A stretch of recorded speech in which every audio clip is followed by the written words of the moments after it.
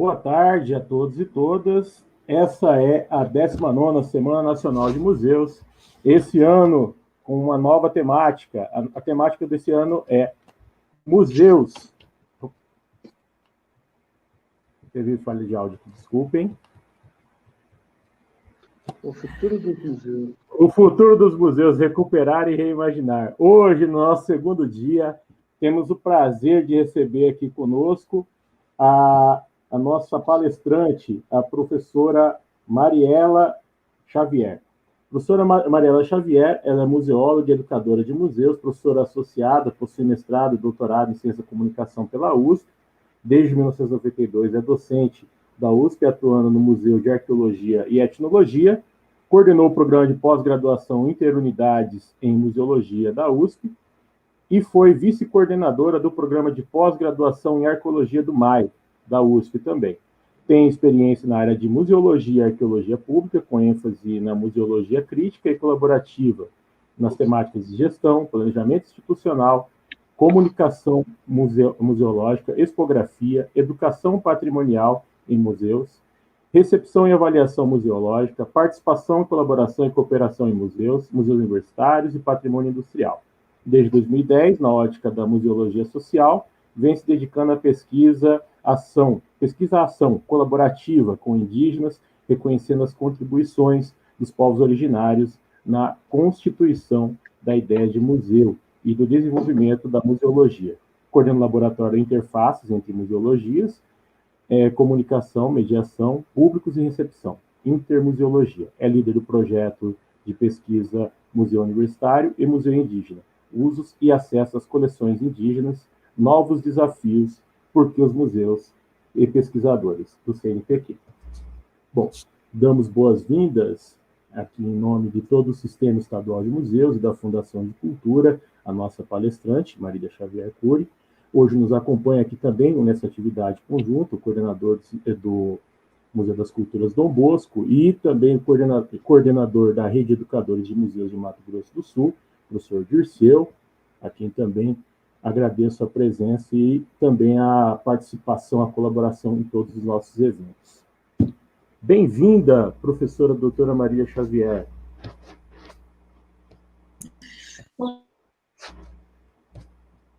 Todos, gostaria de primeiramente agradecer pelo convite, pela oportunidade, deixar o meu abraço aí o pessoal todo que está na organização desse evento, evento esse organizado pelo Sistema Estadual de Museus do Mato Grosso do Sul, a Fundação de Cultura e a Rede de Educadores de Museus do Mato Grosso do Sul. Então, meus agradecimentos, meu abraço fraterno e desejo, de breve estarmos presencialmente juntos, debatendo esse tema como tantos os outros, Então, eu, em resposta, ao convite feito e considerando, que na organização está a Rede de Educadores de Museus do Mato Grosso do Sul, eu preparei a minha apresentação hoje, então, em torno da ideia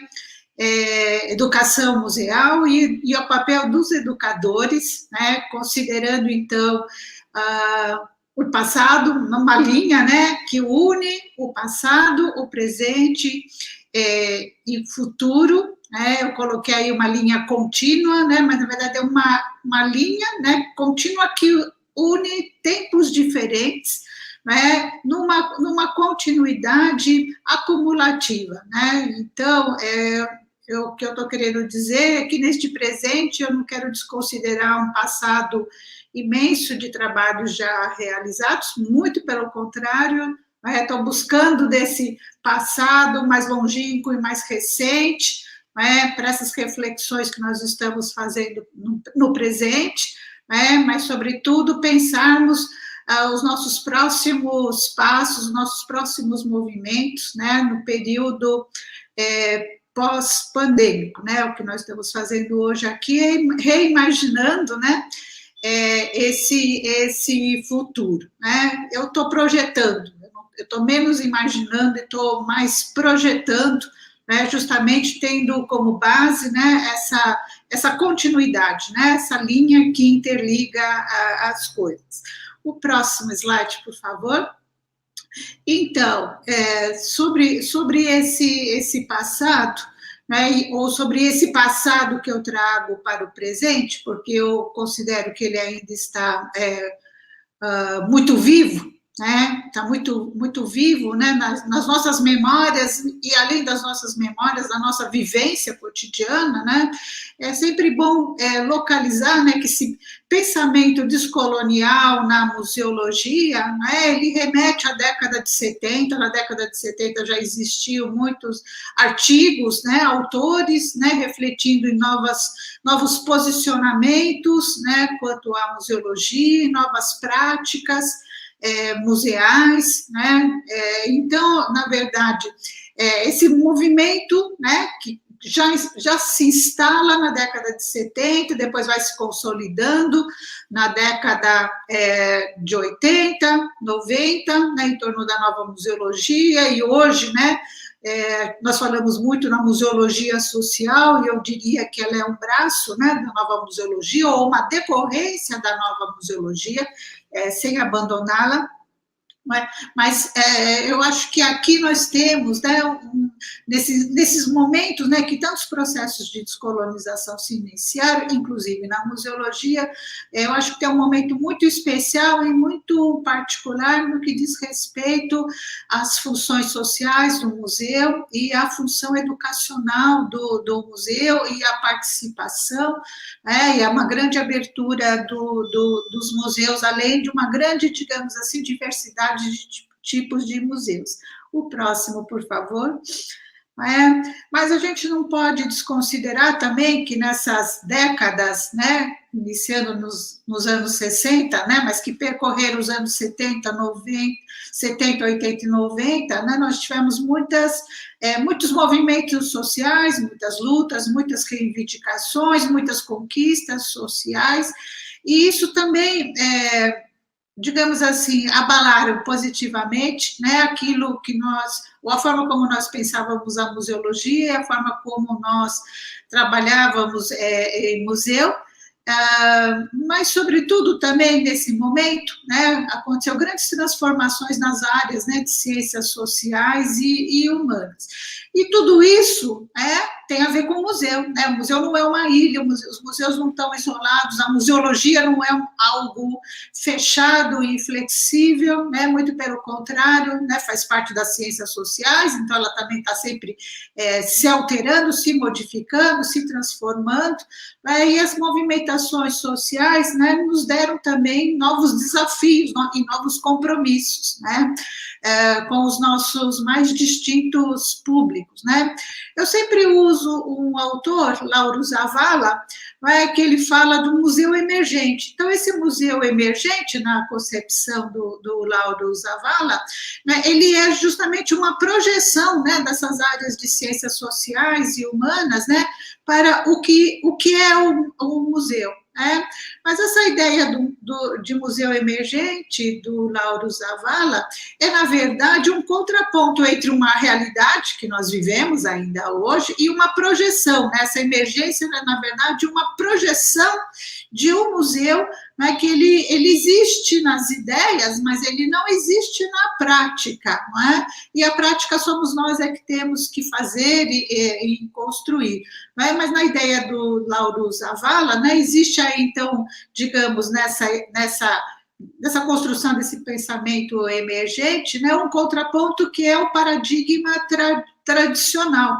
Né? Então, ele sempre fala de uma realidade atual, hoje, né, que é muito configurada a ideia de museu, né, de museologia, né, associada a outras áreas, então está muito associado com o paradigma tradicional, né, que é o museu que nós temos hoje, e um paradigma emergente, que é algo que nós temos que construir e almejar, né, e estamos almejando, né, nas nossas ações cotidianas. Próximo, por favor. Então,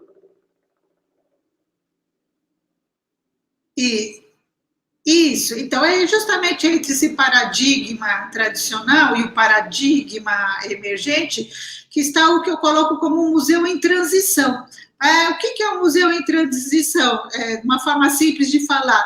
É um museu, ou uma ideia de museu, que ao mesmo tempo que rejeita algumas coisas, não aceita mais algumas ideias, né, dentro do museu, da ideia que nós temos museu, mas ele, na verdade, ele ainda não sabe atuar, né, ou se fazer dentro da perspectiva emergente, né, do Lauro Zavala. Então, esse museu em transição é justamente isso, né, digamos assim, é uma troca de modelos, né, por outros modelos. E essa troca de modelos, ela se dá na prática e no cotidiano, porque não é só modelos, ideias, né? Mas tem a ver com uma forma diferente de fazer museu, de agir museus, né?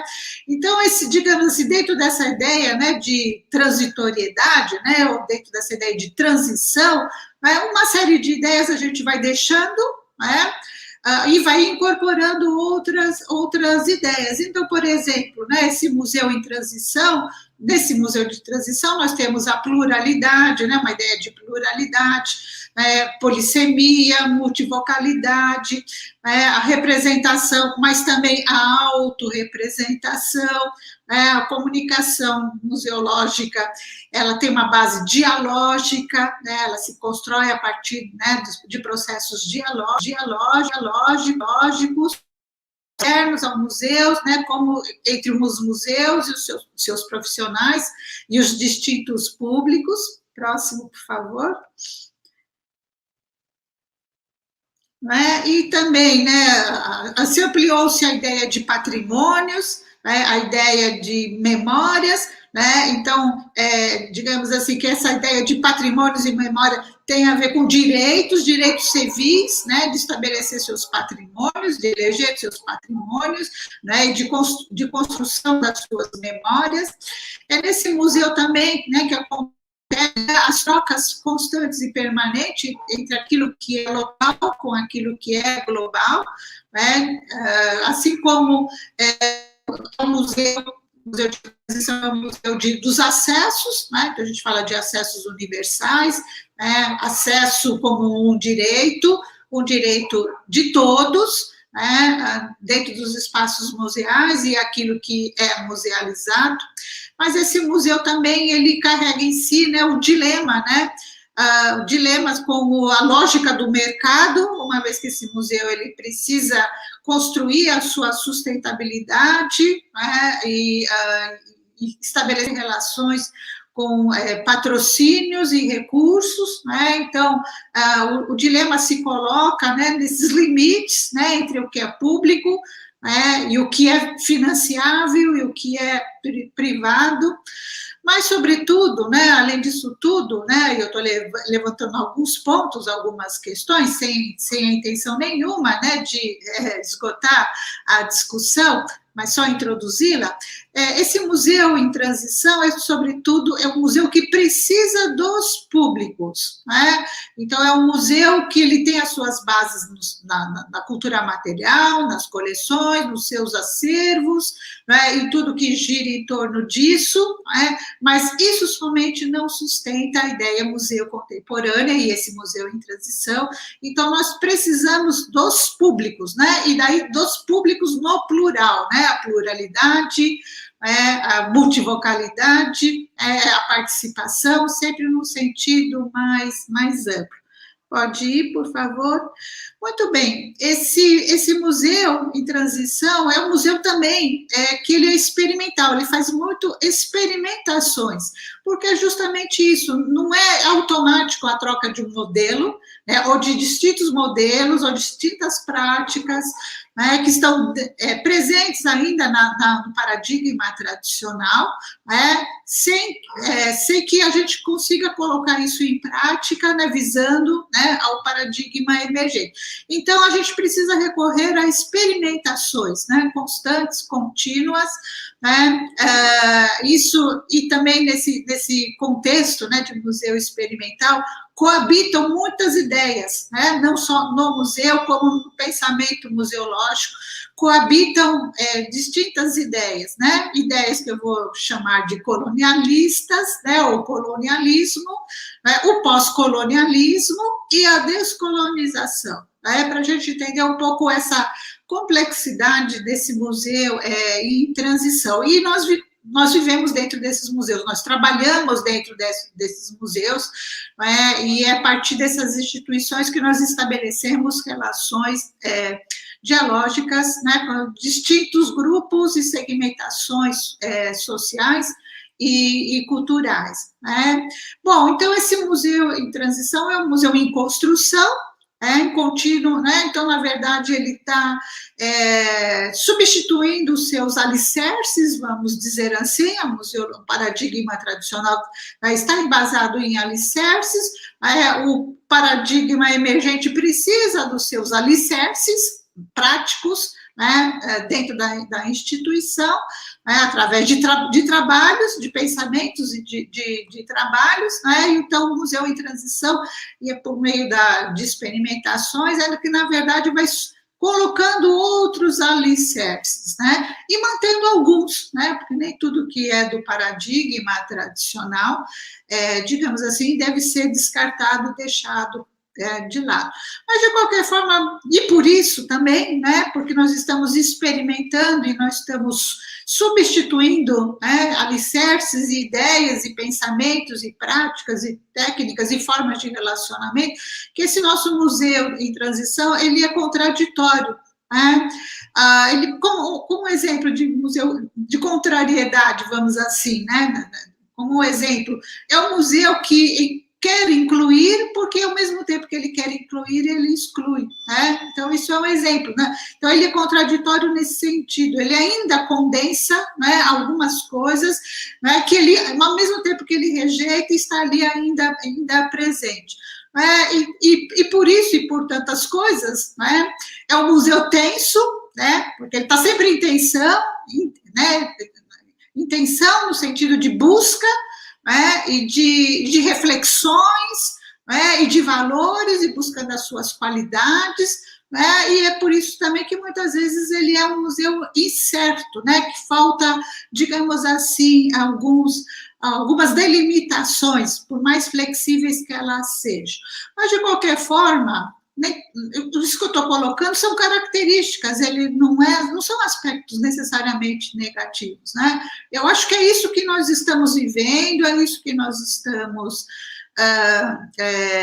que existe, né, na nossa prática, né, tudo isso está presente nas nossas práticas, como está presente nas nossas práticas, né, e a comunicação museológica, ela é muito eficaz, né, para demonstrar isso, né. Esse museu em transição é um museu carregado de atritos, conflitos, né, ao mesmo tempo que é o fórum de debate, de discussão, e, sobretudo, também o lugar de negociações, né? Então, tudo isso faz parte dessa ideia de museu que nós vivemos, inclusive durante a pandemia, né? Porque a pandemia, o Covid é um vírus, ele não afeta o museu, está afetando, digamos assim, parte da operacionalização dos museus. Mas o modus operandi, né, ele se mantém no pensamento, e a gente está perseguindo esse modus operandi. Mas nós sabemos também que algumas coisas nesse modus operandi mudará, né? Próximo, por favor. Estou vendo aqui o pessoal que está dando boa tarde, também dou a boa tarde para todos, Mas, muito bem, uma ideia, né? Dentro dessa questão, né, dos alicerces do museu, o museu tem nas coleções, né, na cultura material e nos objetos, do seu acervo, no seu conjunto, nem sempre é objeto tridimensional, mas eu estou considerando um todo, nós temos a ideia de curadoria museológica. Então, isso é, digamos assim, se o acervo continua sendo um alicerce, e inclusive o alicerce do museu virtual, né?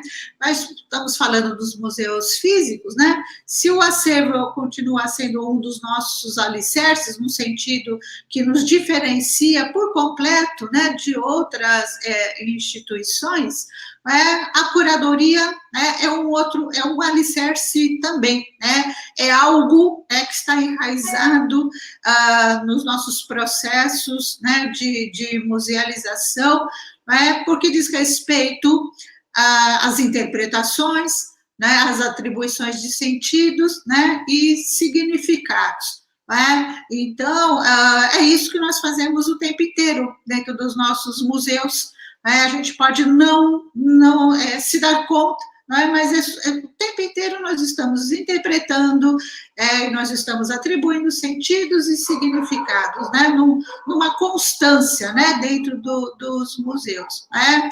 Então, só que a ideia de curadoria, né, não é uma ideia só. Existem diversas concepções de curadoria.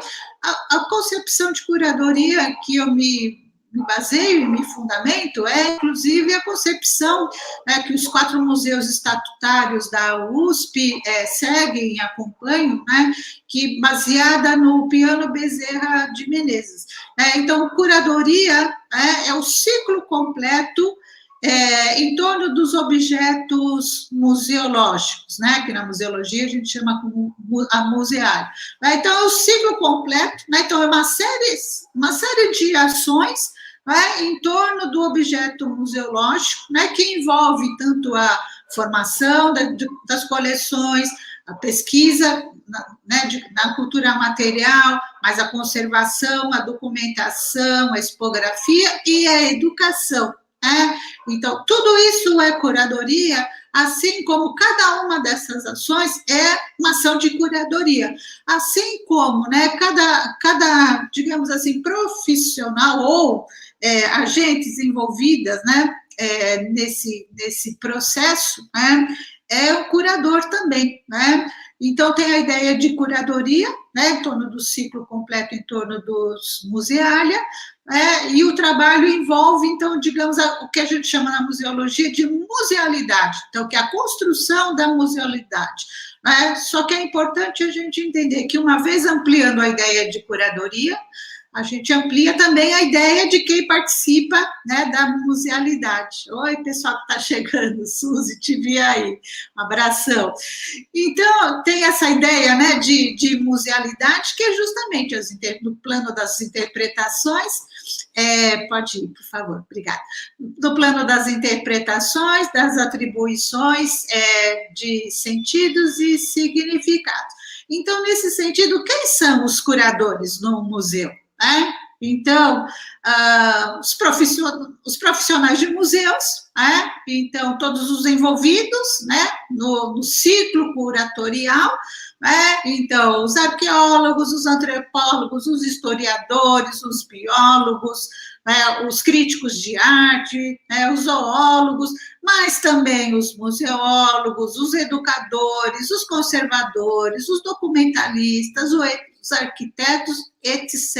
Né? Ou seja, todos aqueles, né, que, ao se relacionar com os objetos, né, com os museária, né, com os objetos museológicos, agregam valor àqueles objetos, né, seja no simples, mas não tão simples, né, ato, né, de conceber uma vitrina, ou, sobretudo, né, vamos envolver também outros profissionais. Mas quem mais são curadores, né, dentro do museu? Então, além do seu corpo de profissionais envolvido, né, nesse ciclo em torno dos objetos, os visitantes dos museus, né, os nossos públicos, porque eles interpretam, porque eles atribuem valor, né, porque eles constroem significados, ao visitarem os museus. Mas vamos seguir, tem mais curadores nesse processo, né? Tem os constituintes, né? Quem são os constituintes? É de quem se fala no museu, né?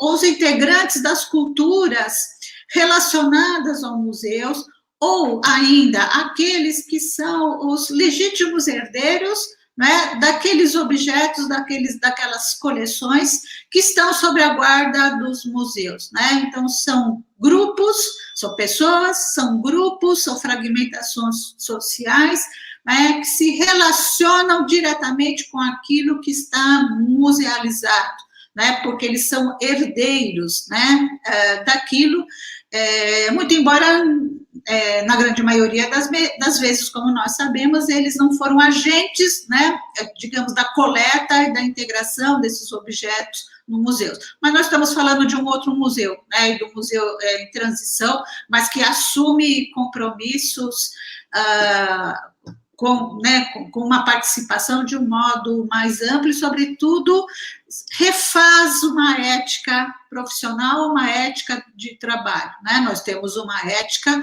né, mas diante de novos parâmetros, de novos paradigmas, de novas práticas, né, a gente tem que reavaliar e recolocar, né, relações éticas, né?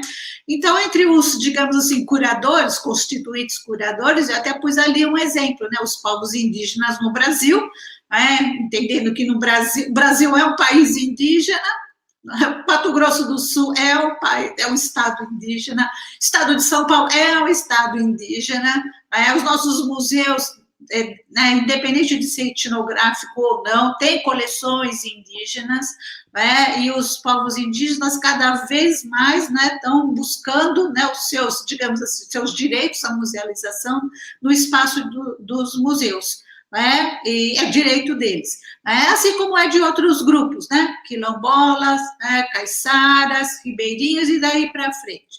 Bom, mas continuando aqui, quem mais é curador, né?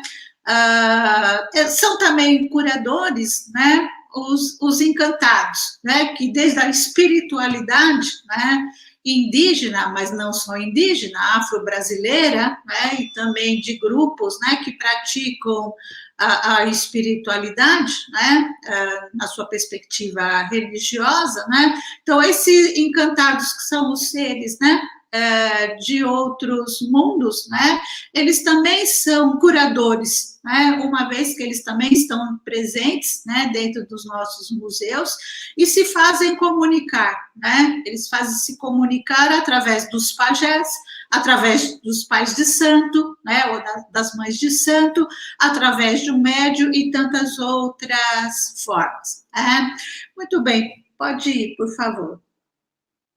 Tudo isso pode parecer estranho para vocês. Para mim não é, porque eu estou trabalhando com os grupos indígenas, né, e também tenho contato com outros grupos, né, então essa é uma perspectiva. Boa tarde, dona Denise, prazer em revê-la. Muito bem, então, hoje eu resolvi falar de educação, né? Estou falando tudo isso para chegar na educação. Esse museu que precisa dos públicos, né, é um museu ancorado na função social, mas é um museu também ancorado na função educacional. Né? Então, esse museu que nós estamos falando, né, é um museu que educa, né, ele tem esse lugar dele dentro da educação, uma perspectiva não formal, mas é educação, né?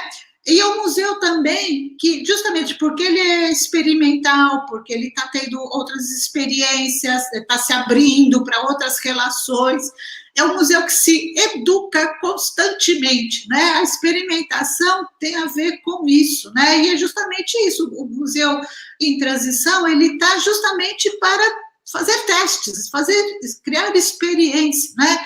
Então, é um museu que se educa constantemente no fazer e fazer coisas novas, né? Diante de outros parâmetros, diante de outras relações com outros públicos, né? Então, é um museu que, né, se reeducar, educando, se reeduca, né? Tem aí uma perspectiva, então, que é muito importante a gente colocar, né, no âmbito da reflexividade, ou seja, a gente vai se fazendo, se compondo, se estruturando e reestruturando, né, a partir, né, de uma realização de uma experimentação, mas, sobretudo, sobre uma visão crítica sobre essas ações, né, sucessivas e em continuidade. Então, a gente faz experimentações para aprender, e a gente aprende através de um ato, né, ou de uma perspectiva da reflexividade. Acho que eu escrevi errado.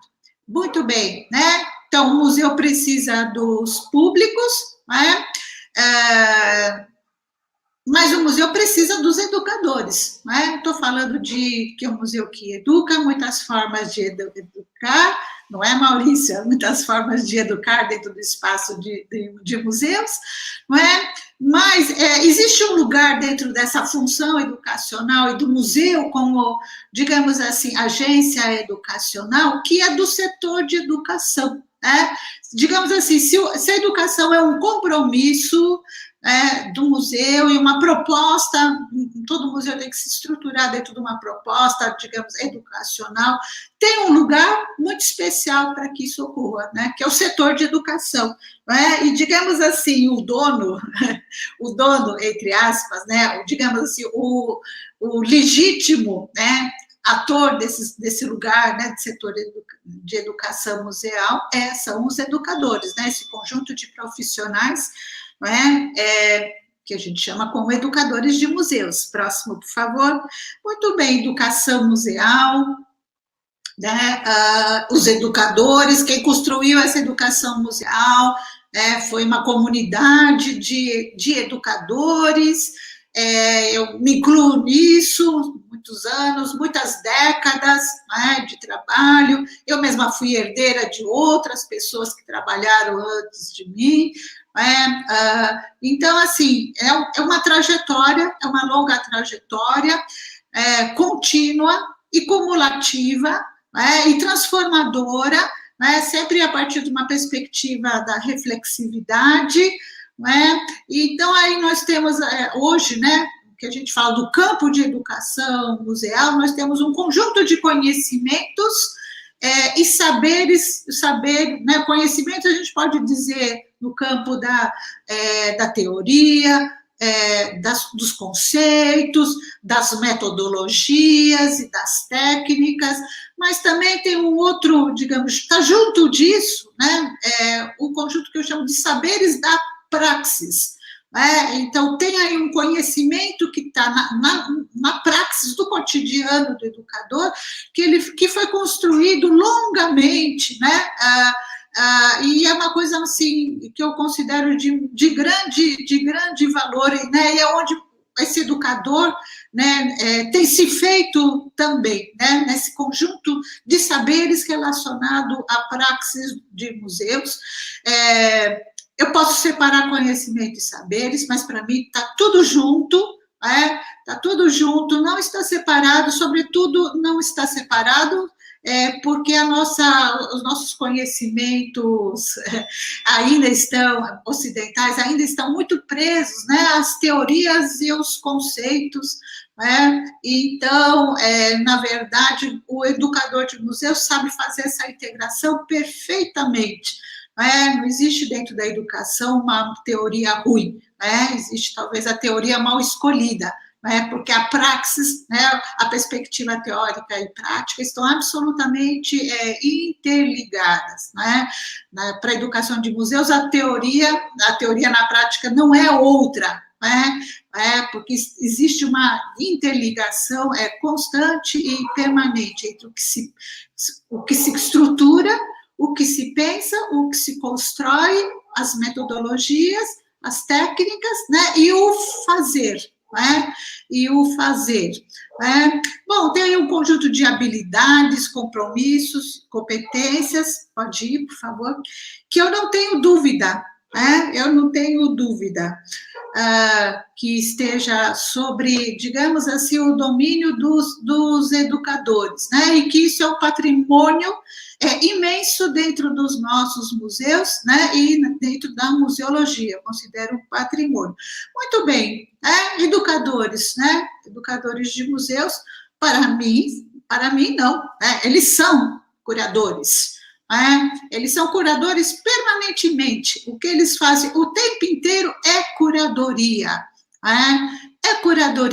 né, porque o tempo inteiro eles fazem curadoria, né, ao construir os seus programas museais, eles fazem curadoria, ao criar um projeto, né, eles fazem curadoria, né, a implementar os seus projetos, as suas ações, é curadoria porque é interpretação, é atribuição de sentidos, né, e de significados o tempo inteiro, né? Então, os educadores são curadores, né?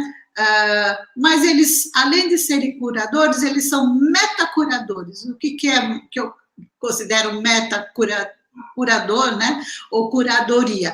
É curadoria sobre curadoria. Então, além deles serem hábeis curadores, né, eles são muito hábeis, né? E transformar uma curadoria já dada, vamos dizer assim, ou já, entre aspas, pronta, de uma exposição, de um parque, né, de um jardim, né, considerando várias possibilidades, né, e construir outras curadorias a partir daquilo, né, transgredindo respeitosamente, mas respeitosamente, né, adequando, né, a curadoria para os seus públicos, né? Então, por isso que eu coloquei curadoria sobre curadoria.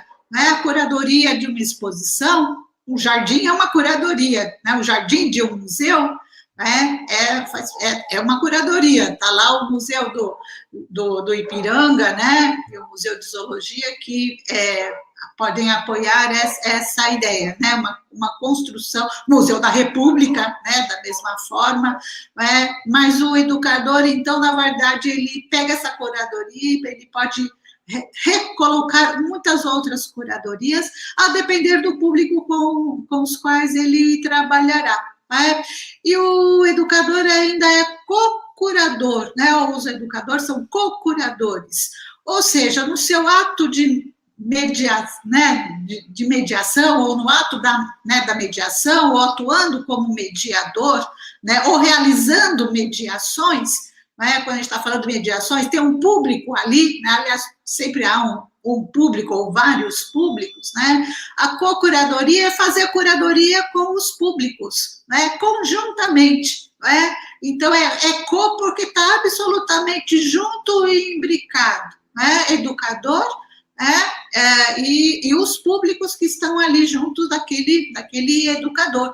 Né? Então, digamos assim, né, que é uma curadoria que se faz entre educadores, né, e os seus distintos públicos. Né? Bom, e além disso, né, esses educadores de museus ainda lidam, né, com o bom acolhimento, né, as boas-vindas, né, do público, né, dentro do museu, né, sempre trabalhando com a empatia, com a sensibilidade necessária e devida, né, para as mais distintas situações que ocorrem no museu, né, sempre lembrando que o museu tem que ser o lugar da empatia mesmo, o museu é o lugar da sensibilidade, a gente lida com sensibilidades, né, com sensível, com sensibilidades, com emoções o tempo inteiro, né? Então, eu estou falando desse educador, né, que é um profissional das dialógicas, vamos dizer assim. Né? Ele se prepara e ele está preparado para isso. Próximo, por favor. E, além disso, né? Isso, obrigada. Não é? Esses educadores são pesquisadores, não é? E porque, às vezes, ele não pesquisa sozinho, ou pesquisa entre outros educadores, né? Muitas vezes ele pesquisa, né, com outros agentes, né, justamente com os constituintes. Né? Então, muitas vezes, os trabalhos colaborativos, né, esse educador, ele atua em co-pesquisa, né, com outros grupos, né? Então, ele é co-pesquisador.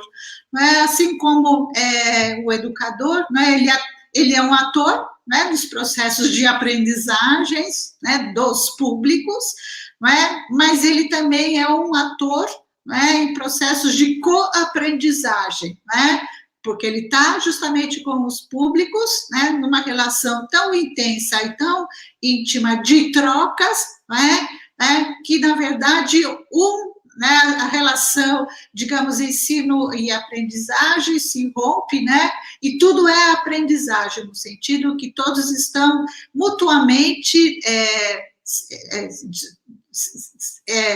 interagindo, vamos dizer assim, e influenciando a perspectiva e o olhar do outro. Pode ir, por favor? Muito bem. Futuro dos museus. Futuro dos museus, parece que é o que a gente mais fala, e eu acho que tem que falar mesmo, né? Eu acho que a pandemia nos mostrou muitas coisas, né?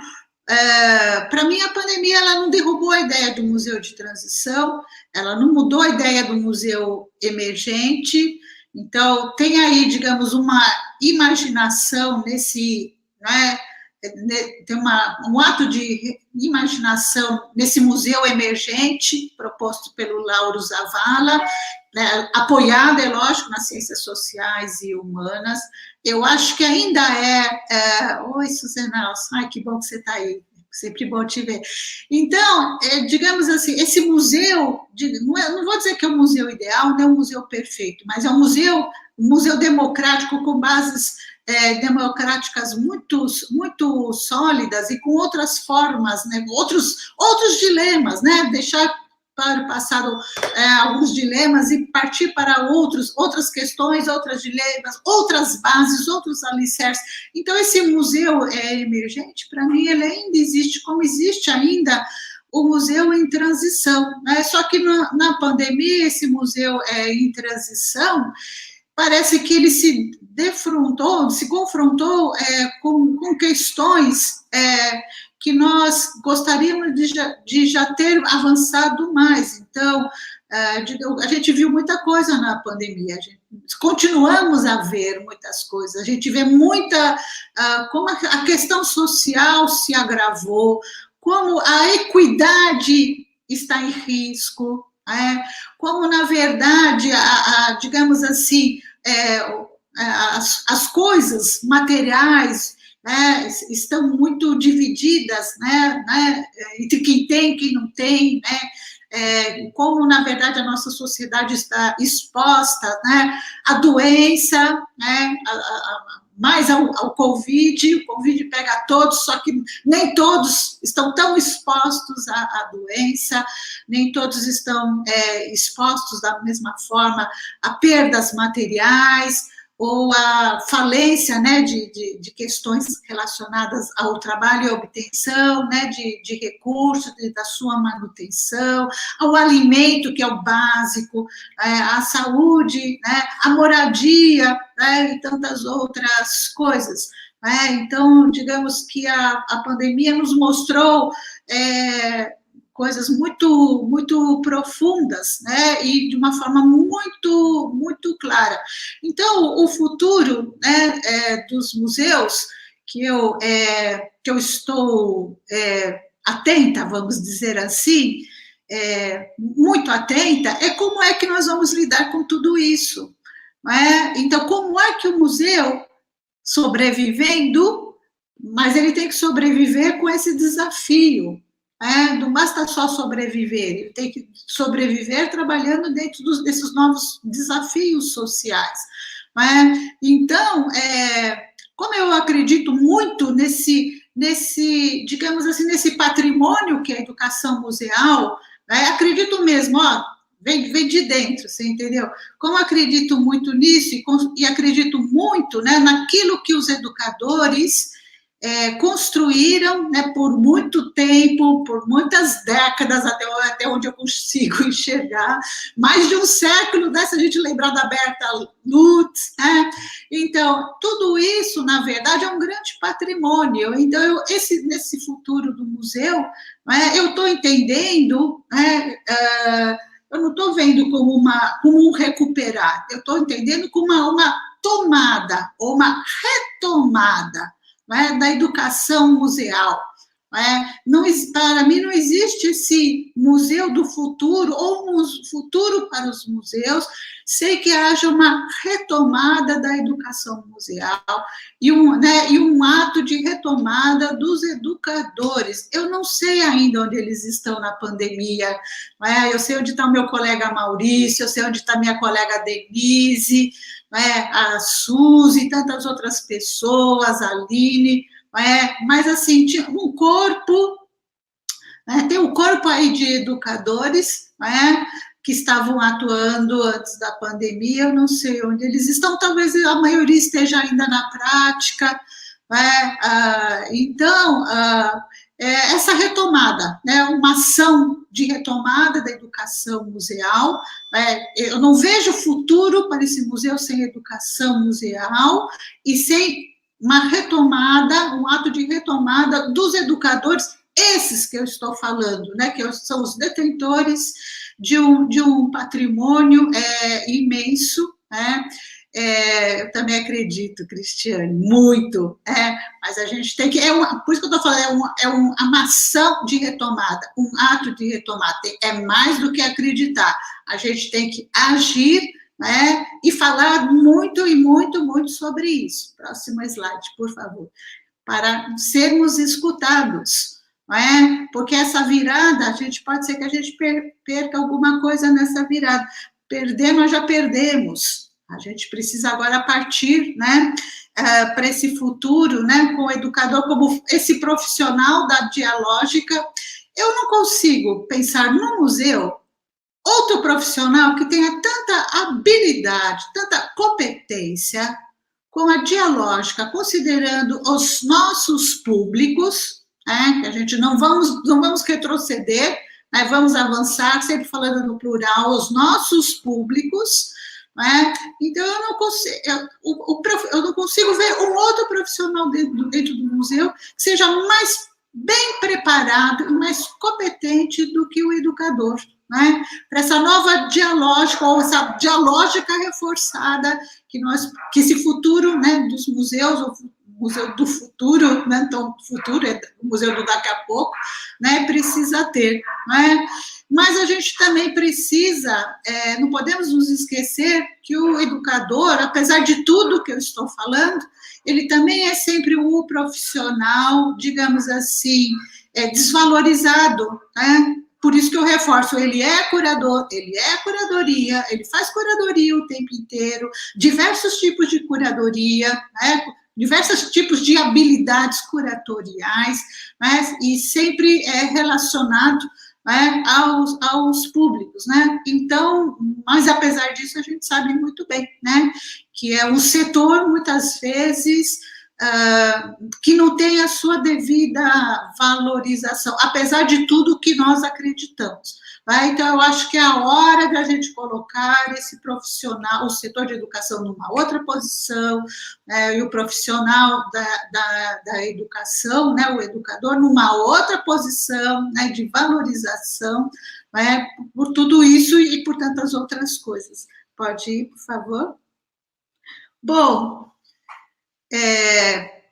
futuro dos museus, Então, as políticas públicas vão ter que se recolocar, Elas vão ter que, não dá para pensar, a política pública, digamos assim, é um pensamento, é a base filosófica, mas ela tem uma expressão prática e do cotidiano, no modus operandi do museu, muito forte.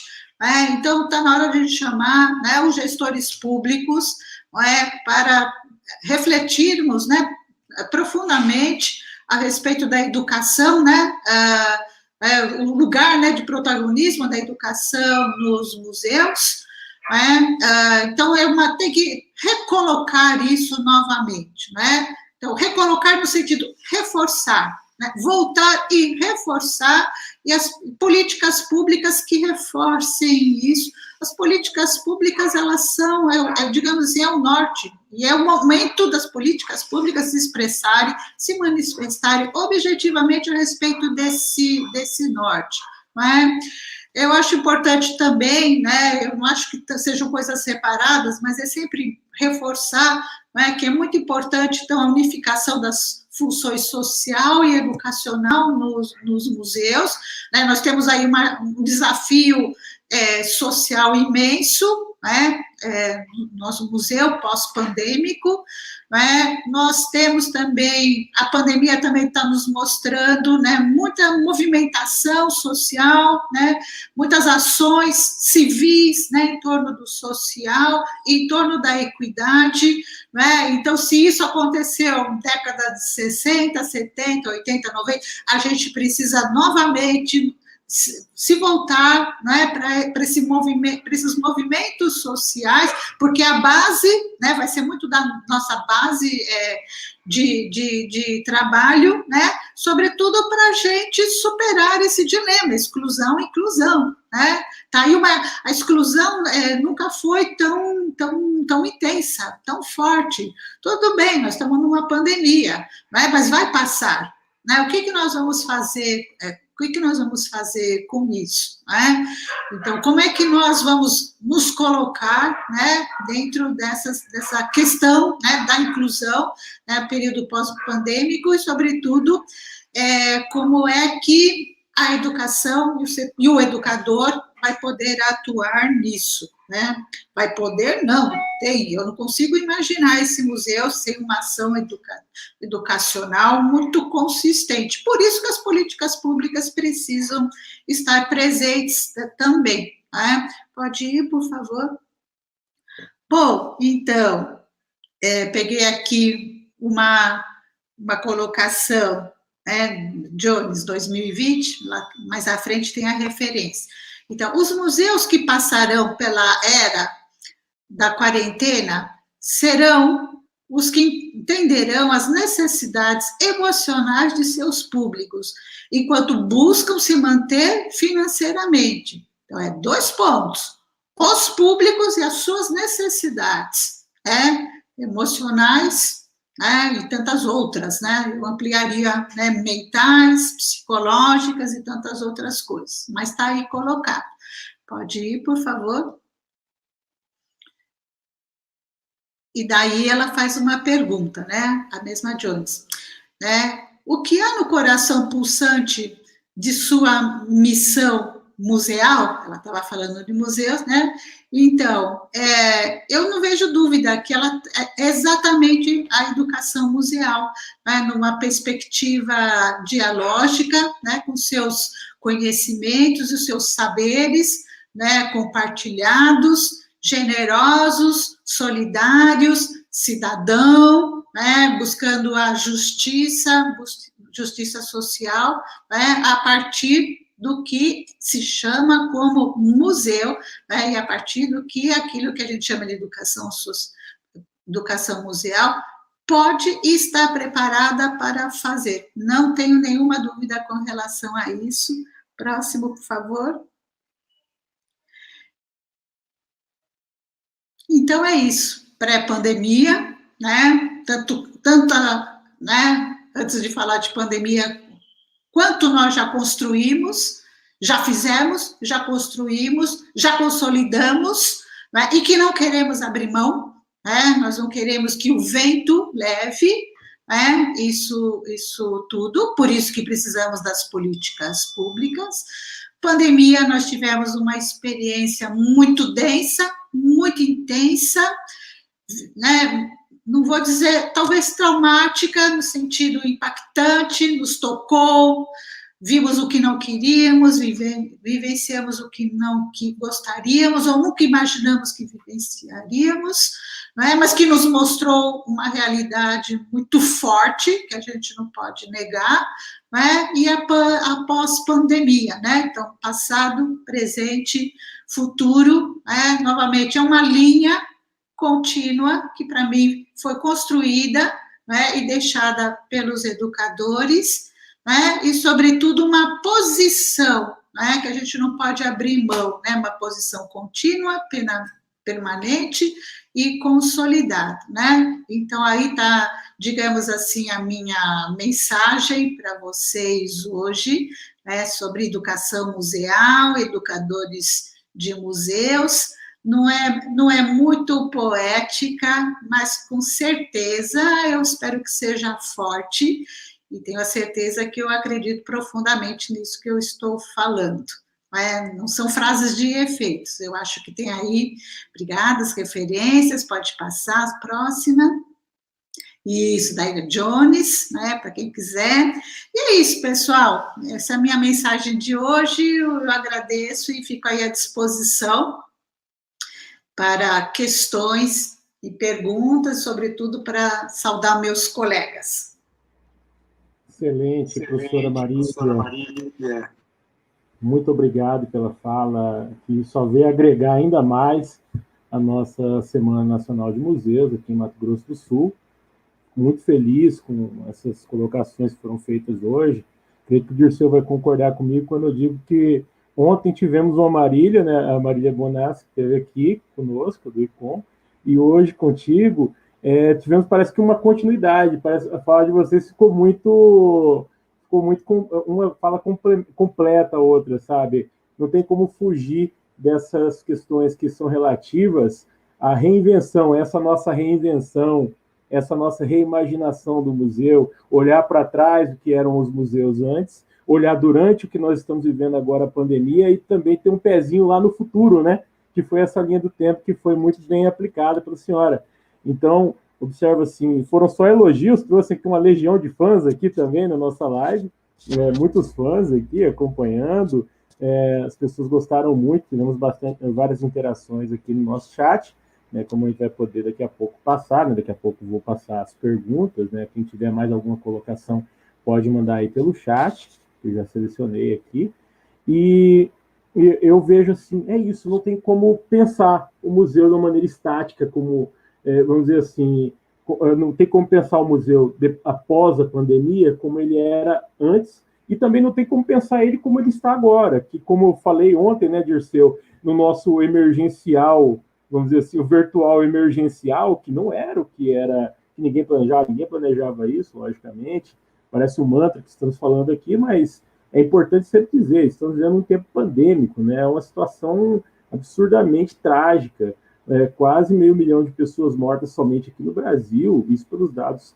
que nós temos oficiais aí, que podem ser até números maiores, infelizmente, e agora com a vacina, né, como disse ontem, vemos aí uma luz no fim do túnel, só esperamos que essa luz no fim do túnel não seja um trem vindo em nossa direção, né? Esperamos sim conseguir sair desse período pandêmico, e quando sair desse período pandêmico, colher algumas coisas que tivemos que aprender forçadamente durante esse período de pandemia, e levar juntamente com os conhecimentos que tínhamos antes, para uma nova forma de ver essas instituições. Acho que foi isso que foi muito bem colocado pela senhora, agradeço muito mesmo a tua participação, né, nesse primeiro momento. Vai ter mais agora a fala, logicamente, com a interação, que agora eu vou passar para o Dirceu, para ele fazer algumas considerações, e depois eu vou passar para as perguntas que vieram aqui através do nosso chat. Dirceu, está com você. Boa noite a todos e todas que estão conosco nesse segundo dia da Semana Nacional de Museus, essa 19ª Semana Nacional de Museus. Fico muito feliz de estar aqui com a professora Marília Xavier Cury. Já manifestei que eu sou um grande fã da professora, não é de hoje. É muito bom escutar a sua fala, é cativante. Acredito que a senhora agora tem outros fãs, novos fãs aqui no Mato Grosso do Sul. Eu ainda estou processando as informações, mas enquanto você falava do papel educativo, eu também me coloco como educador ambiental em museus, eu sempre digo, né? Falo que eu sou um educador em espaços não formais, e minha formação acadêmica, ela começou dentro de um museu, né, dentro do laboratório de arqueologia. Hoje eu tenho um cargo dentro de um grande museu, né, mas minha experiência museal ela vem do sistema educativo. Eu sempre trabalhei com a educação patrimonial, educação ambiental, hoje educação em museus, ou educação museal. E durante a sua fala eu fiquei imaginando, nesse pós-pandemia, né, que nós vamos ter que rever muitos procedimentos, né, as visitas, a mediação, a questão do toque, a proximidade. Isso não vai voltar exatamente como era, né? Por outro lado, eu também acredito e quero agir, né, no sentido dessa transformação que a educação é capaz de produzir na nossa sociedade, e penso até que, provavelmente, o número, a quantidade de visitantes durante os programas educativos, os programas de visitas, sejam menores, seguindo esses protocolos de biossegurança, de capacitação, capacidade de suporte que os espaços museais têm, cada instituição com a sua realidade. Eu fico imaginando que provavelmente nós tenhamos uma queda, né, como já tivemos nesse momento pandêmico, né? Hoje o público presencial é zero, a gente tem aí alguns visitantes virtuais, né?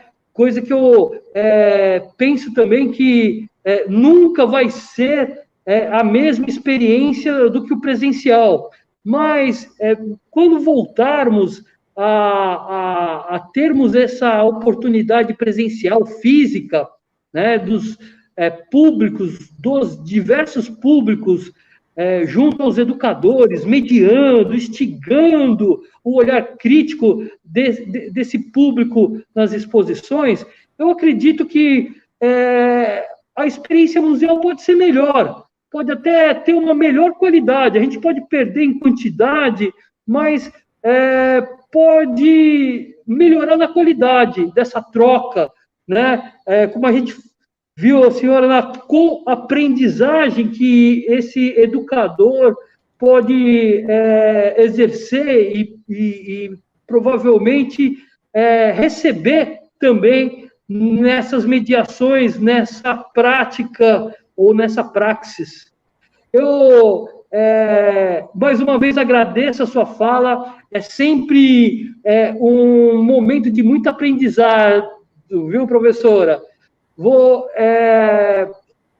acho que abrir aos nossos colegas, eu não vi muitas perguntas, mas tem uma ou outra que a gente já pode discutir, né? Bom, Dirceu, muito obrigado pela fala. Professora Marília, gostaria de fazer alguma colocação sobre o que foi posto pelo Dirceu. Deixa eu só dizer aqui que eu deixei no chat aqui as referências que foram solicitadas por uma colega, depois eu vou colocar as referências na descrição desse vídeo. Tá bom? Professora Marília, pode falar. Bom, então, deixa eu pôr o óculos. Vou ver daqui quem é que está. Então, gente, eu acho... Está agradecendo a sua presença aqui, professora, e aí eu já vou colocar, tem uma... o problema o túnel é longo demais, aqui a Isabela colocou, a nossa parceira ali da Casa da Ciência e da Cultura aqui da FMS, ela falou que o túnel é longo demais, mas concordo, temos luz, então a gente tem que buscar essa luz, né, professora? Tem que buscar, não é? Tem que buscar essa luz, tem que buscar, digamos, caminhos abertos, a gente tem que buscar, né, caminhos iluminados, caminhos da justiça, caminhos que abracem as pessoas. Então, eu acho que é assim, um bom, digamos assim, embora a educação e os educadores estejam prontos, vai ser também um bom desafio para eles, né? Reforço, acredito, né, naquilo que já foi construído, nesse conjunto de habilidades, né, e de sensibilidades. Então, mas mesmo assim tem alguns desafios, né? Desafios diz respeito, talvez, às limitações físicas, limitações de quantidade, limitações de contato físico, não é? Mas a gente sabe também que existem outras formas de sensibilizar, outras formas de manifestar carinho, atenção, né? O abraço, o calor humano é insubstituível. Mas também a gente não abraça todo mundo numa visita o tempo inteiro, não é verdade? Então, assim, existem outras formas, né? E os educadores sabem isso, né? De atenção, de carinho, de gestos, né? A coisa do gesto, né? De estar com uma pessoa inteiramente, apesar de estar num grupo de 50, né, dar atenção para um, como se ele fosse a única pessoa, digamos, ali presente. Então, a gente tem que buscar outros caminhos, outras formas, outras dinâmicas, outros parceiros, né? Como eu trabalho muito com grupos indígenas, eu aprendo muito com eles, então, muito do que eu já aprendi com eles, e imagino muito a presença deles dentro do museu, o que pode trazer isso, reverter, né, de ações verdadeiramente significativas, é isso que a gente tem que fazer, né, ações, iniciativas verdadeiramente significativas, sair da superficialidade, então, eu acho que tem um longo caminho para a gente, mais caminhos de experimentação, né? Tem luz, o túnel é longo, mas tudo bem, vamos lá. Né? Se tem um túnel, porque teve uma entrada e teve uma saída, e se a gente está vendo a luz, você entendeu? É porque a gente está vendo a coisa em linha reta. Se a gente não está vendo a luz, é porque o túnel tem uma curva, então não fique nervoso, continue andando que a luz virá, você entendeu? Então, e a luz está em nós também, a luz está em nós também, né? Esse trabalho de desbravar está em nós também, e daí apelar para outras coisas, né? Então, assim, muito do que eu aprendi com meus parceiros indígenas, né, que eu tenho um profundo respeito, o Nelson está aí, né? Por exemplo, a oralidade, o poder da oralidade. Nossa, é uma potência, aprendi isso com os indígenas, né? Se o Nelson está aí, eu já mando um abraço para o cacique Sotero, não é? Que é o mestre da oralidade. Nossa, como ele fala bonito. O Nelson também, como é que ele fala bonito, né? Mas a minha parceira Dirce Jorge, lá da indígena Vanuíris, Suzilene, a filha dela, o Ronaldo, o seu Cândido, o seu Rodrigues, todos eles têm assim, um domínio da oralidade que não é só a fala, é o gesto, é ter um objeto perto, o seu Cândido tem sempre o bumbo dele, o seu Rodrigues está sempre, né, com a flauta dele, sabe? E o gozado, eles têm sempre uma sacolinha, parece que eles sempre tiram uma coisa mágica lá de dentro, na verdade, coisas deles, né? Que nos surpreendem, porque eles recorrem àquilo na hora certa, da forma certa, e vai sensibilizando, vai tocando todo mundo. Então, eu acho que a gente precisa, dentro daquilo que a gente já sabe, já foi construindo, buscando outros caminhos, entendendo que existem limitações, mas existem também aí muitas outras possibilidades, a gente aprender a cantar, meus parceiros indígenas sempre cantam, né? Por que eu não posso aprender a cantar numa atividade, cantar, não precisa ser cantora, não precisa ser cantora lírica, mas trazer uma música naquele momento, para justamente aconchegar as pessoas, aproximar as pessoas, e trabalhar com temas tão delicados que podem vir daqui para frente.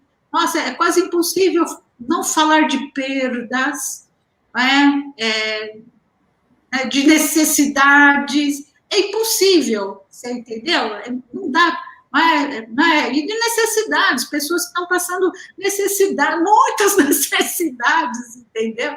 De coisas materiais, mas que são fundamentais, de pessoas sozinhas.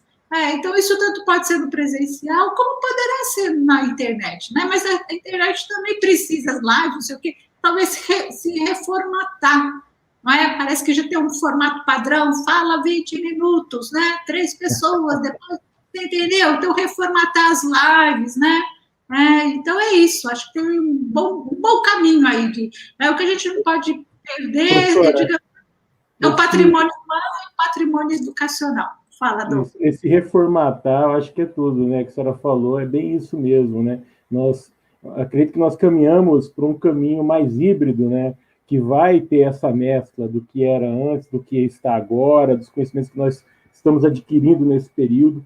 Acho que dentro desse caminho, até tem uma pergunta aqui, deixa eu colocar aqui para a gente, aqui, que vem da Aurora.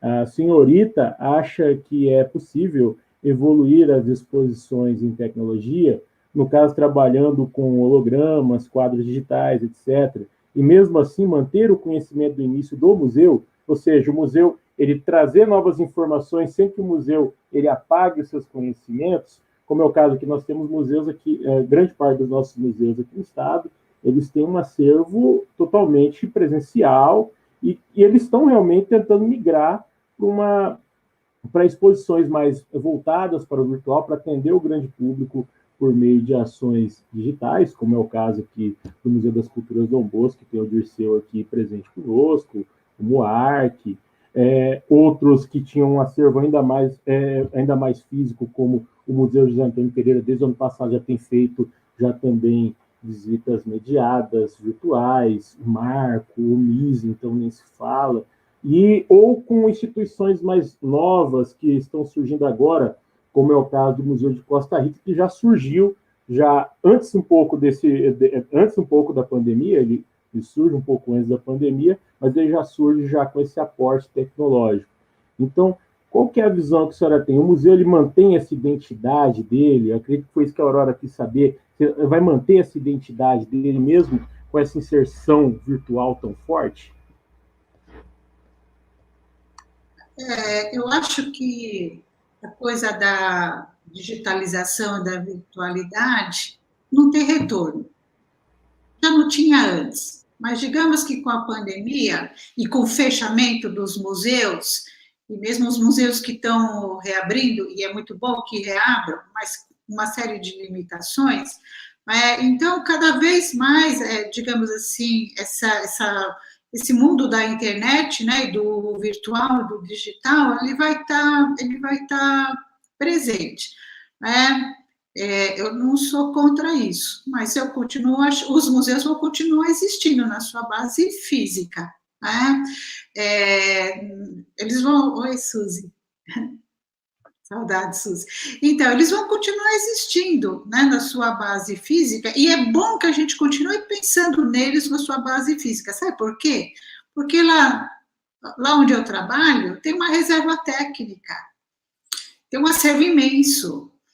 Talvez ele esteja o principal coleção etnográfica do Brasil hoje.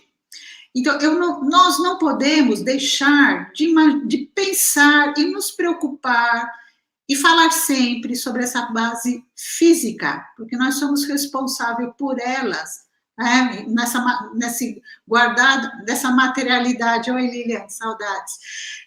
Então, nós temos uma responsabilidade enorme, como na guarda, nós somos guardiões, de um patrimônio que não é nosso, não é meu, é da sociedade brasileira, e falando do MAI, com os indígenas, uma responsabilidade imensa, então eu estou falando de uma particularidade do museu, mas todos os museus têm essa particularidade, todos os museus tem a guarda daquilo que não é de quem está lá trabalhando, nós cuidamos, esse é o nosso papel. Então, a gente não pode esquecer da materialidade e, sobretudo, da materialidade da exposição, como uma experiência, física, né, de corpos no espaço, né, e as relações, as interações humanas, as interações sociais, né, que se dão no espaço físico do museu e voltarão a se dar. Pode ser lentamente, mas vai voltar. Né? Onde é o melhor lugar para a gente fazer essas interações, digamos assim, dividir tantos sentimentos e emoções relativas à pandemia? Um bom lugar para isso é o museu. Né? Não tenho dúvida com relação a isso. Por quê? Porque é um lugar de memória, é um lugar de patrimônio, né? É um lugar digamos, dos que já se foram, né? Mas ao mesmo tempo estão presentes através de objetos. Então, é um bom lugar para a gente falar sobre isso. Agora, o museu também tem essa, digamos assim, essa base virtual, essa possibilidade virtual, né? Que em um ano cresceu enormemente, né? Então, eu dou uma disciplina que se chama Exposições Antropológicas. No início de 2020, em março, eu tive que transformar para exposições antropológicas virtuais, e continuo ministrando isso. Então, assim, eu consegui acompanhar o quanto essa questão de, por exemplo, de exposição virtual aumentou, de diversas formas, né? Mas aumentou. Eu descobri, mas eu acho que aumentou. Além de eu descobrir, acho que aumentou. Né? Então, isso vai continuar. Né? Então, mas eu não tenho preconceito nenhum, não julgo, acho que é mais uma possibilidade. Eu só acho que não é a única, não pode ser a única possibilidade, porque a gente viu também quantas pessoas têm dificuldades com aparelhos, com conexão, com tanta coisa. Eu mesma, a minha aula outro dia parou porque sei lá o que aconteceu, você entendeu? Então tem esse aspecto. Agora tem um outro aspecto. A gente não deve supervalorizar a tecnologia. Primeiro que a gente tem que entender o que é tecnologia. Então, tecnologia para mim é tanto lá a ponta de flecha feita pelo indígena, com um domínio tecnológico imenso e grandioso, né? Como são outras coisas. Né? Os educadores que eu estou aqui mencionando tanto hoje, eles dominam uma tecnologia que não é material, né? Mas é um conjunto de elementos, né? Que em si é uma tecnologia social, né? Fundamental e necessária. E é lógico que tem a tecnologia, né, do virtual, do computador, das conexões, dos celulares e não sei o quê. Eu só acho que a gente não tem que supervalorizar essa tecnologia dos aparelhos e dos aparelhos caros. Não adianta, tem que ser caro, não sei porquê, tem que ter memória, tem que ter uma conexão cara, você entendeu? Então, acho que e achar que a tecnologia vai resolver tudo. Então, com relação a exposições virtuais, o que eu acho, eu continuo achando, o que eu já achava antes, né, como uma profissional da expografia e da comunicação museológica, o que eu achava, eu continuo achando. Só o meio de fazer isso é que é diferente, né? Aumentou, né? Que é a tal da tecnologia, né? Da virtualidade. O problema de fundo, para mim, é na construção de narrativas, seja para o museu físico, seja para o museu tecnológico. O que é que nós vamos contar para as pessoas? Por que nós vamos contar? Por que aquilo é importante? Então, a tecnologia, bem ou mal, né, ela vem e ela vai atuar, você entendeu? Como já também atuava nas exposições físicas, não é? Mas a tecnologia não é solução, nem nas exposições físicas, nem nas exposições virtuais, no que diz respeito aos aspectos comunicacionais com os públicos. A gente não faz exposições para nós, nós fazemos exposições para públicos. Que públicos são esses, na pandemia e na pós-pandemia? Então, para mim é um problema, por um lado, disciplinar, porque muitos dos nossos museus ainda estão, digamos assim, fortemente ligados a disciplinas, e isso não é um problema. O meu museu está ligado à antropologia, à arqueologia, isso não é problema, né? Isso é bom tá certo? Mas, além disso, existem, na verdade, visões, né, transversais que estão presentes nos nossos museus, né, que vão além das disciplinas, sem desrespeitá-las, né, que é o pano de fundo que a gente precisa entender mais, né, essa grande potencialidade dos nossos acervos, das nossas coleções, seja na exposição física, seja na exposição virtual. Então, para mim, o problema é uma questão de narrativas, né, de saber compor boas narrativas e recorrer a bons recursos, né, porque o virtual por si só, né, essa tecnologia virtual, ele não resolve, né? Eu posso, no virtual, cantar, dançar, dar piruetas, você entendeu? Ou só falar, ou ler, você entendeu? Então, como é que a gente vai fazer isso? E, sobretudo, nunca nos esquecendo que tem os públicos. Talvez no virtual seja mais fácil de esquecer. No nosso museu, o público entra, né? Chega aquela escola toda, né? E no virtual, talvez a gente não enxergue tanto as pessoas como eu não estou enxergando vocês, né? Então, é estranho, mas vamos lá, é assim. Mas, assim, é isso, gente. Professora, segue sua legião de fãs aqui, né? Lê alguns comentários aqui para ir agregando aqui já nos nossos finalmente.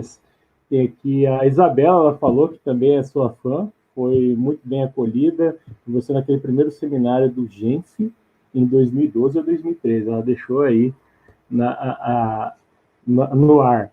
A Isabela continua, depois ela fala que os museus devem ajudar o público a compreender a tecnologia antiga ou recente, que aí vai de encontro com aquilo que já foi falado para a senhora agora há pouco. Dentro desse mesmo aspecto aqui, o Cassiano Lima, que é o nosso gerente de patrimônio da Fundação de Cultura, ele coloca: o virtual não irá embora, veio para ficar, né? Ótimas colocações. Parabéns, galera. Viva os museus. E viva os museus, porque, afinal de contas, né, como vocês sabem, hoje é o Dia Internacional dos Museus, né? Então, hoje, para nós, setor de museus, né, Dirceu, aí, a professora Marília e todos que estão nos assistindo, hoje é um dia muito importante, que é justamente a nossa data comemorativa, o Dia Internacional dos Museus. Essa data aí, marcada hoje pela tua palestra, professora, ela marca justamente um ponto-chave dessa Semana dos Museus, né? Como observar essas instituições. Hoje até a Fundação de Cultura fez uma homenagem para uma pessoa muito querida que se aposentou agora durante a pandemia, aposentou na semana passada. Deixo aqui essa live aqui até fazer uma homenagem novamente por meio da Fundação de Cultura e todos os nossos colegas aqui, o nosso querido seu Valdomiro, seu Valdô, que é muito conhecido no setor cultural aqui em Mato Grosso do Sul, na montagem de exposições, na área técnica. Ele sempre foi uma pessoa que ajudou muito nas ações que foram realizadas tanto pelo Marco, Museu de Arte Contemporânea, quanto pelo MIS, o Museu da Imagem e do Som, onde ele era lotado até a sua aposentadoria. Participou de vários festivais aqui. Quero deixar aqui, render as nossas homenagens em nome da Fundação de Cultura e do setor de cultura de Mato Grosso do Sul. Professora? Não, são ótimas essas homenagens, lembrar das pessoas, lembrar das possibilidades, né? Então, já que hoje é o Dia Internacional de Museus, eu falei muito, né, desse museu tradicional, né, do seu compromisso, né, dos seus desafios, mas eu falei muito do educador, né, e da educação em museus, né, e então... Tá bom, Denise, tem um encontro aí, legal, muito bom. Então, mas eu gostaria também, aproveitando o dia 18 de maio, de deixar a minha homenagem aos museus comunitários do mundo todo e do Brasil, né, e os museus indígenas. Espero que o Suzenalso esteja aí para receber essa homenagem em nome do Cacique Sotero, que é um gênio da museologia. Eu não canso de saber coisas do Cacique Sotero, de seu pensamento, Então, eu gostaria de deixar aqui essa minha homenagem, né, a todos os museus comunitários do Brasil e todos os museus indígenas, né, e eu chamo a atenção de vocês também para tudo o que eles nos ensinam, né. Então, hoje eu aprendo museologia com eles, além de tudo que eu já sei, né, eu faço questão de estar muito próxima desses museus indígenas, por tanto potencial, com tanta riqueza, né, que eles podem nos passar. E eu vou falar uma coisa para vocês. Os primeiros museus que vão voltar à sua ativa integralmente serão os museus indígenas. Podem escrever aí no caderninho de vocês. Sabe por quê? Porque as questões de sustentabilidade deles estão resolvidas. É difícil para eles? Eles precisam de recursos? Precisam. Não é? Mas eles sobrevivem, né, a partir da perspectiva e do trabalho comunitário. Né? Então, e todas as suas questões relacionadas, né, a pesquisa, a curadoria, porque eles são pesquisadores, eles são curadores, né, a organização, né, do seu modelo de museus, como museu de território, mas muitos deles têm a sua sede, né, a sua construção. Então, tudo isso já está resolvido, né? Estão passando dificuldades esses museus indígenas na pandemia? Estão, mas não pararam. Então, todo dia eu vejo postagem do Museu Canindé no Facebook. Aliás, aconselho que vocês acompanhem. Todo dia tem, né, quase todo dia tem postagem do Museu Vorique, que é o Museu Caingangue, da terra indígena Vanuiri. Né, com regularidade tem postagem, né, do Museu Acã Oran Krenak, que é da terra indígena Vanuiri também. Então, eles estão lá, eles estão fazendo, né, entre eles, né, e estão se expondo, vamos dizer assim, para os seus públicos, né? E eu sou um público de museus indígenas.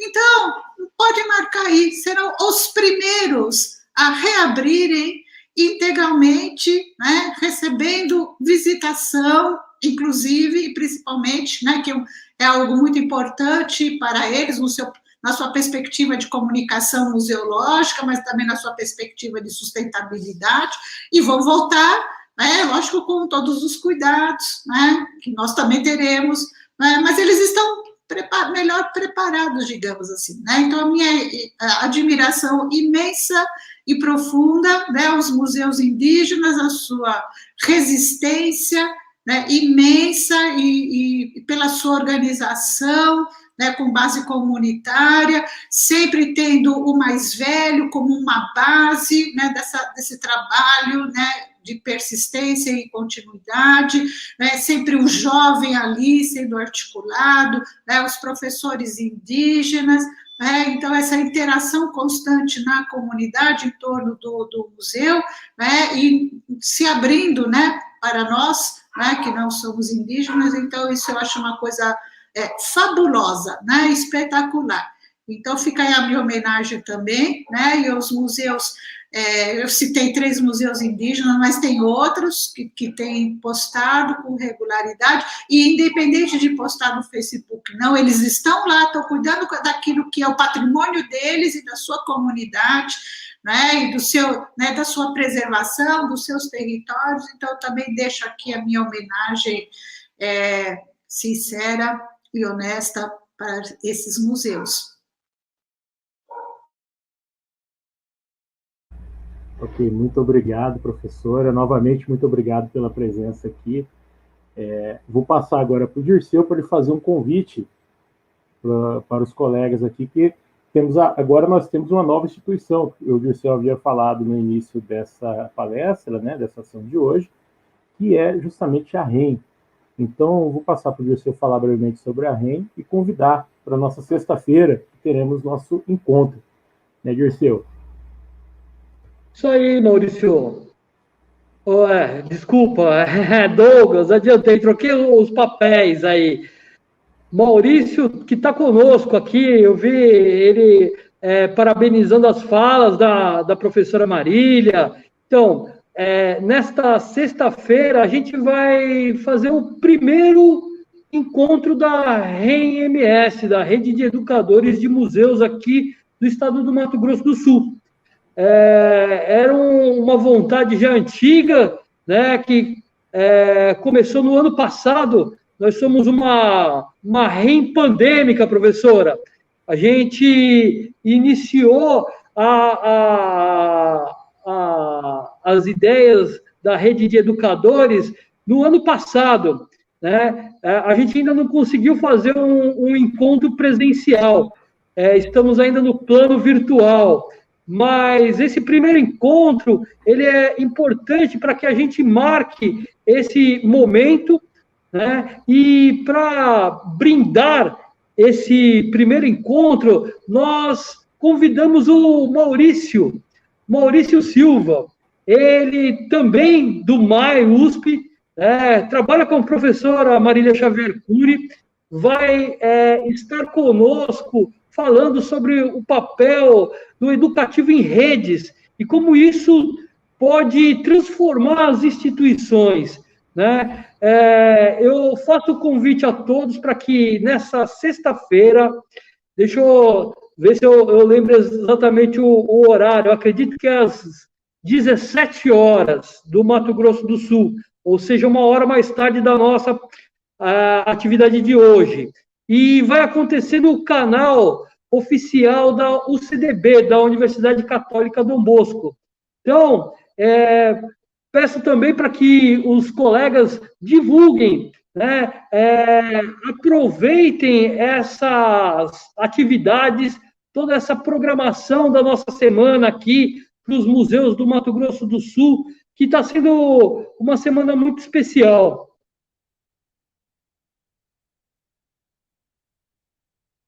Dirceu. Bom, vamos lá, pessoal. Então, agradecer novamente aí ao Dirceu pela parceria, a todos os parceiros que colaboraram para que essas ações acontecessem. A Semana Nacional de Museus sempre é um evento colaborativo aqui no nosso estado, professora, envolve aí diversos museus que estão espalhados aí, aqui pelo estado de Mato Grosso do Sul. Esse ano nós temos participações de instituições, tanto aqui de Campo Grande, quanto no interior do estado, dando destaque aí para as cidades de Corumbá, Coxim e também Maracaju, que tem ações acontecendo. Costa Rica também lançou um vídeo hoje também, a cidade de Costa Rica apresentou um novo material hoje, então eu acho muito importante. Aliás, hoje tivemos lançamento de um documentário, o documentário Recorte do Acervo do Marco, um documentário produzido em parceria entre a equipe do Museu de Arte Contemporânea aqui de Mato Grosso do Sul, juntamente com a TV Educativa de Mato Grosso do Sul. Um documentário muito bacana, ele se encontra aqui nesse canal do YouTube da Fundação de Cultura, então vocês podem acompanhar esse documentário, um material muito, muito legal, muito bacana, e fruto, inclusive, da pesquisa ali, que ali nós temos pesquisadoras que trabalham dentro do marco, professora, né, que sempre estão aí se aperfeiçoando, trazendo novas informações, e essa catalogação, esse material que elas levantaram, é um de muitos, porque vem mais coisa por aí. A equipe é muito boa, a equipe ali, a professora Lúcia Monserrat coordena, temos ali a Evelyn, a Cris, a Patrícia Viena, a Alaine e outros colegas também, não vou lembrar o nome de todos aqui, que a equipe é muito boa, a equipe formada ali por pessoas muito dedicadas do Museu de Arte Contemporânea, que eu deixo o meu abraço. Bom, encerrando então, agradecendo novamente a presença da professora Marília, essa foi a 19ª Semana Nacional de Museus, o futuro dos museus, recuperar e reimaginar. A nossa programação segue, não acabamos, né? Como o Dirceu mesmo nos diz, temos aí o nosso encontro da Rede Educadores de Museus de MS agora, na sexta-feira, e hoje ainda temos uma programação diretamente de Corumbá, da Casa do Dr. Gabi, Espaço de Memória, temos a palestra O Futuro Digital dos Espaços de Memória. A atividade será mediada por Marcelo Saboy e contará com a participação de André Simone Gomes. É uma atividade virtual por meio do canal do YouTube da Casa Dr. Gabi, Espaço de Memória, lá de Corumbá. A programação segue até a sexta-feira, com diversas atividades Entre também nas redes sociais do Marco, Museu de Arte Contemporânea, onde temos aí o concurso comemorativo, do selo comemorativo dos 30 anos do Marco. Vamos participar, vamos nos inteirar das nossas instituições museais. Os nossos museus estão aí para vocês, pessoal. As nossas instituições estão fechadas para atendimento presencial, né, Dirceu? Mas nós continuamos trabalhando internamente nos museus e trazendo aí informação, mostrando o que o museu tem de melhor dentro das nossas possibilidades para a população sul-mato-grossense. Agradeço a todos e todas por mais essa participação coletiva. Essa foi a 19ª Semana Nacional de Museus. Muito obrigado, pessoal. Até a próxima. Obrigada, gente. Parabéns. Tchau, tchau. Tchau.